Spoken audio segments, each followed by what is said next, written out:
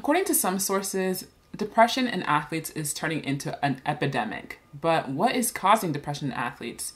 This is what we're reviewing today. So let's go ahead and jump into the video. Hi everyone, I'm Sydney and this is Retired College Athletes, a platform designed to inspire and inform current and former athletes through stories and advice from retired college athletes. Today we're discussing depression and all the things that cause depression in athletes.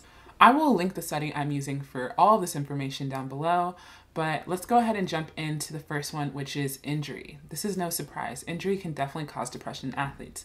Can you imagine training your whole season or training your whole preseason, getting ready to get going, and then all of a sudden you are injured. You're injured and you don't know how long you're going to be out for. Maybe it's a major injury and you're out for like the whole season. Maybe it's a minor one and you miss a chance to get a certain spot on your team.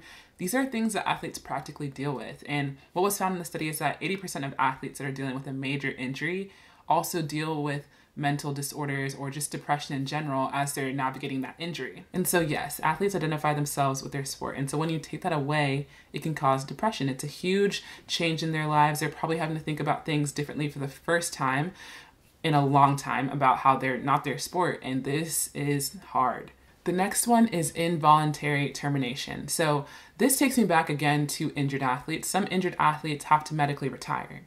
And that can be so hard because you don't see it coming. It just comes out of nowhere and all of a sudden you're no longer able to play your sport. But the other people that come to mind are COVID athletes. Athletes who got their sport taken away from them, specifically seniors in this year where they could no longer play college athletics anymore. They didn't have any more eligibility or they didn't want to take a COVID year, they weren't offered it. And now they had been training for this last year. Oftentimes seniors are ready to go for their last hurrah and it was taken from them.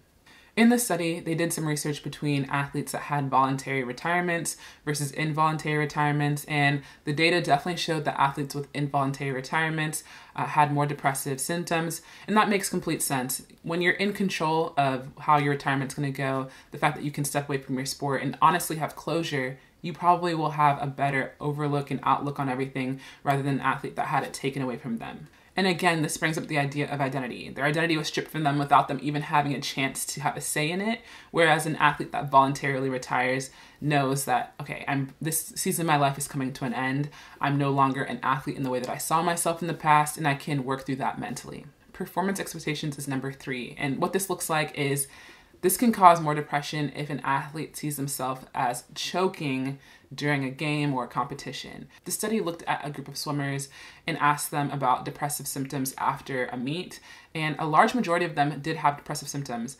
And the more elite they were, the more depressive symptoms they had. So for example, if you're an athlete that falls short at a trial to go to the Olympics, you may actually experience more depressive symptoms than an athlete that loses a regular season game in college, just because the stakes are higher. So the higher the stakes, the higher the chance of depression. This past year, we talked a lot about mental health, specifically around the Olympics. Simone Biles opened up the door for this awesome conversation on mental health.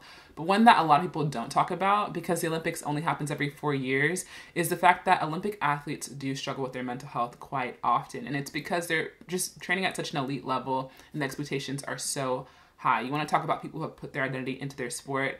It's definitely these people. The International Olympic Committee found that anxiety and depression within elite athletes, including Olympians, can be as high as 45%. And that is high.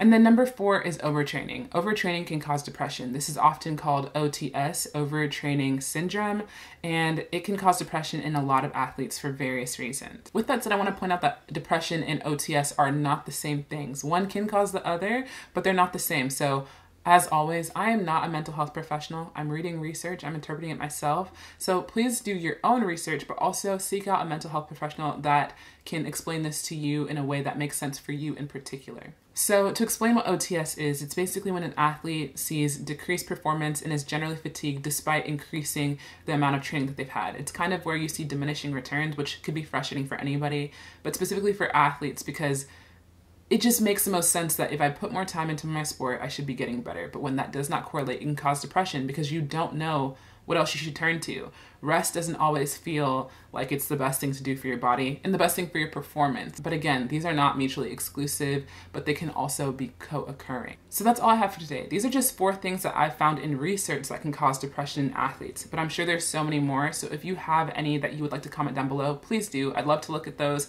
and possibly create a video around those specifically. So I hope you guys enjoyed this video, and if you did, please consider hitting the subscribe button, the like button, and the bell notification so that you don't miss a video from me. I put out a video every Thursday, and you'll find content really similar to this where we talk about athletes, college athletics, the transition out, what's affecting athletes, and so much more. So if that sounds good to you, please consider subscribing, and I cannot wait to see you guys in next week's video.